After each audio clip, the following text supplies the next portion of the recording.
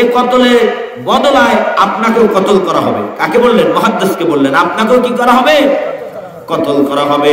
তবে মুহাদ্দিস আপনাকে কতল করব না এই জন্য, যেহেতু আমাদের সন্তানেরা রূপ পরিবর্তন করেছে।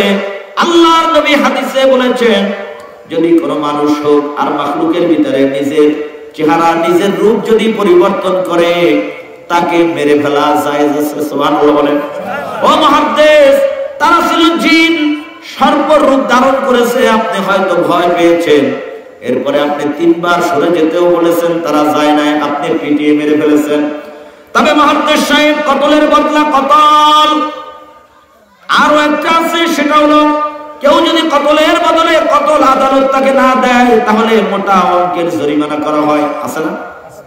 যেমন আপনি কাউকে অন্যায়ভাবে মেরেছেন, আদালত আপনাকে 5 বছরের জেল দিয়েছে, অন্যথায় 5000 টাকা, 5 বছরের সশ্রম কারাদণ্ড, আরো 1 মাস বাড়তি না হয় 5000 টাকা জরিমানা, আরো 1 মাস বাড়তি হবে। আর যদি 5000 টাকা দিয়ে আসেন তাহলে ওই মাসটা বাড়বে না, 5 বছরই থাকবে। কথা বলেন ঠিক কিনা?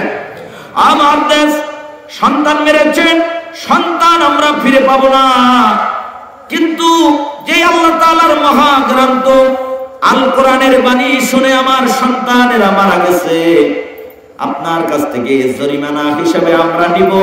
যে কোরআন শুনে সন্তানরা মরে গেল, ওই মহান আল্লাহ পাকের মহাগ্রন্থ আসমানি আল কোরআনের তেলাওয়াত আপনি আমাদেরকে শোনান।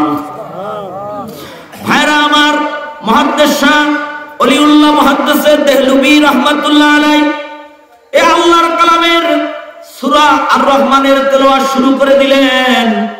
মুহাদ্দিস পড়লেন, বিসমিল্লাহির রাহমানির রাহিম। আর রহমানু আল্লামাল কুরআন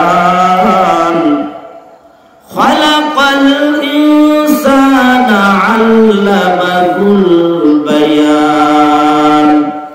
আশ-শামসু ওয়াল কামারু বিহুসবান ওয়ান নাজমু ওয়াশ-শাজারু ইয়াসজুদান। যখন মুহাদ্দিস সূরা আর রহমানের তেলাওয়াত শুরু করে দিলেন, সেখানে লক্ষ লক্ষ জেনেরা ছিল। 5 মিনিট মুহাদ্দিসের জবানে আল্লাহর কোরআন শুনে লক্ষ লক্ষ জেনেরা তখন বেহুশ হয়ে পড়লেন। বলুন সুবহানাল্লাহ। আর একটু জোরে সুবহানাল্লাহ। সুবহানাল্লাহ। লাভ না লস? বেশি না কম? দেখান যাবে?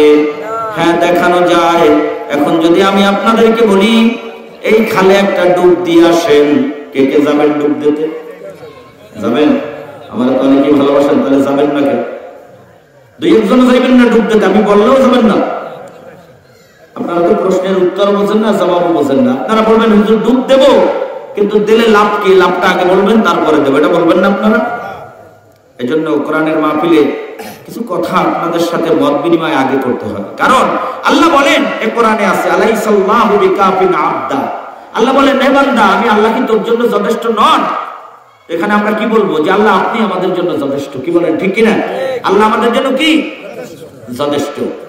ভাইরা আমার, বন্ধুরা আমার, সময়গুলি ফুরিয়ে যাচ্ছে।